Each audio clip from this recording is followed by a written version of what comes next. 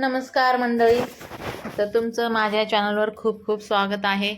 तर इथं मी घेतलेली आहे कांद्याची पात, बारीक चिरून घेतली आहे ही कांद्याची पात, आणि कोवळी पण आहे खूप. तर आता ही जी कांद्याची पात आहे तर छान अशी 2 पाण्याने धुवून घेणार आहे मी.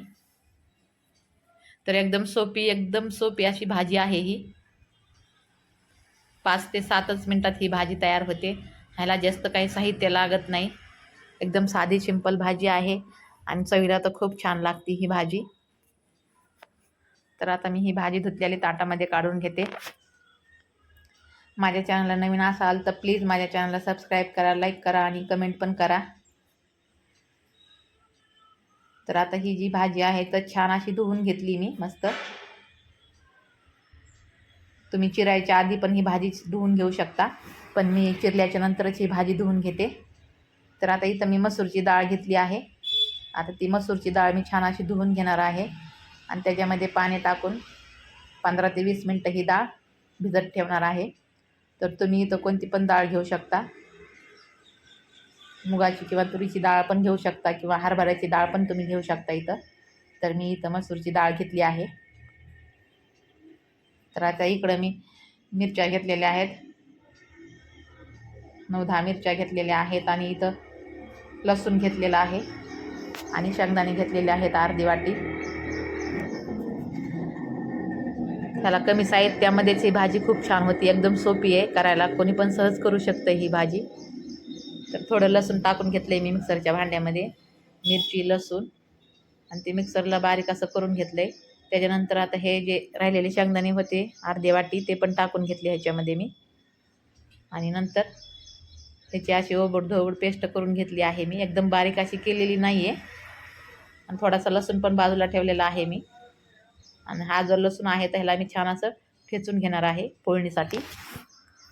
तर आता इथं मी गॅसवरती कढई ठेवलेली आहे. तर ह्याच्यामध्ये तेल टाकून घेतलेलं आहे मी थोडंसं म्हणजे 1 ते 1.5 चमचाच तेल टाकलेलं आहे. ह्याला तेलाची पण जास्त गरज नाही आहे. सुक्या भाज्या असल्या की जास्त तेल पण नाही वापरायचं भाज्यांना.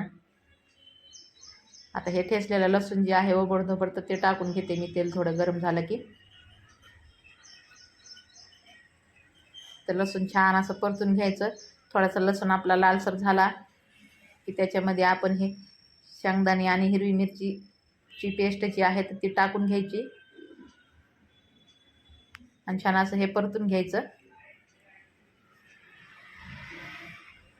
आता हे परतून झालं की ह्याच्यामध्ये आपण ही भिजवलेली डाळ जी होती मसूरची ती पण टाकून घ्यायची. परत आता हे छान असं परतून घ्यायचं. डाळ आणि हे शेंगदाण्याचं जो पेस्ट जी टाकलेली होती आपण ती छान अशी परतून घ्यायची. आणि त्याच्यानंतरच आपल्याला ह्याच्यामध्ये कांद्याची पात टाकायची आहे. तर आता मी छान अशी परतून घेतलेलं आहे हे. तर आता ह्याच्यामध्ये मी कांद्याची पात टाकून घेते. तर एकदम सोपी अशी ही भाजी आहे, पटकन होणारी. परत कोणीही सहज ही भाजी करू शकते. भाकरी बरोबर किंवा चपाती बरोबर तुम्ही ही भाजी खाऊ शकता. आता चवीपुरतं मीठ टाकलेलं आहे मी.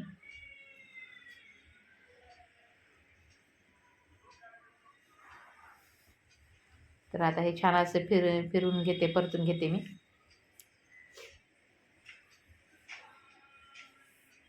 लगेचच भाजी ही जी आहे तर एकदमच लगेच बारीक होती ही भाजी थोडं परतीलं की. तर हे बघा लगेचच बारीक झालेली आहे. ह्याच्यामध्ये मी पाणी टाकलेलं नाही आहे. ह्या भाजीच्या पाण्यानेच ही भाजी शिजवून द्यायची आपल्याला.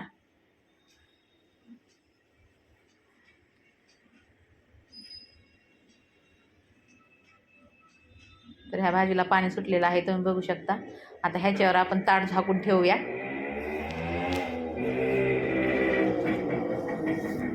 ताट झाकून ठेवलं होतं मी 3 मिनिटासाठी. परत ताट काढून परत फिरून घेणार आहे ही भाजी.